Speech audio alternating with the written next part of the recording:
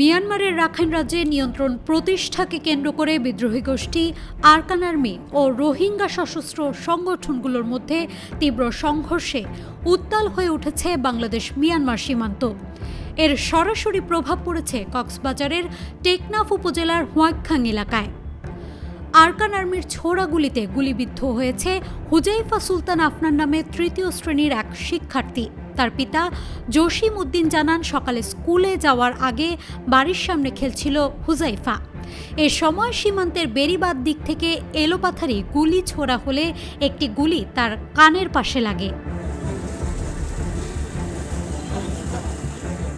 স্থানীয় সূত্র জানায়, শনিবার দিবাগত রাত থেকে রোববার সকাল পর্যন্ত মিয়ানমার সীমান্তে আরকান আর্মি ও রোহিঙ্গা বিদ্রোহীদের মধ্যে ব্যাপক গুলি বিনিময় হয়।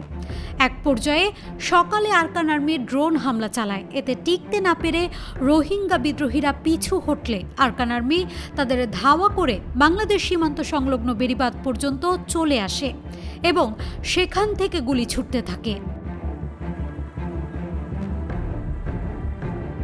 সীমান্ত পরিস্থিতির সুযোগ নিয়ে বাংলাদেশে অনুপ্রবেশের চেষ্টাকালে বিভিন্ন সশস্ত্র গোষ্ঠীর মোট 50 জন সদস্যকে আটক করে হেফাজতে নিয়েছে বিজিবি ও পুলিশ। বিষয়টি নিশ্চিত করেছেন Cox's Bazar sector commander colonel Mohiuddin Ahmed. বর্তমানে সীমান্ত এলাকায় অতিরিক্ত আইনশৃঙ্খলা বাহিনী মোতায়েন করা হয়েছে। পরিস্থিতি আপাতত শান্ত থাকলেও সীমান্তবাসীর মধ্যে এখনও কাটেনি আতঙ্ক।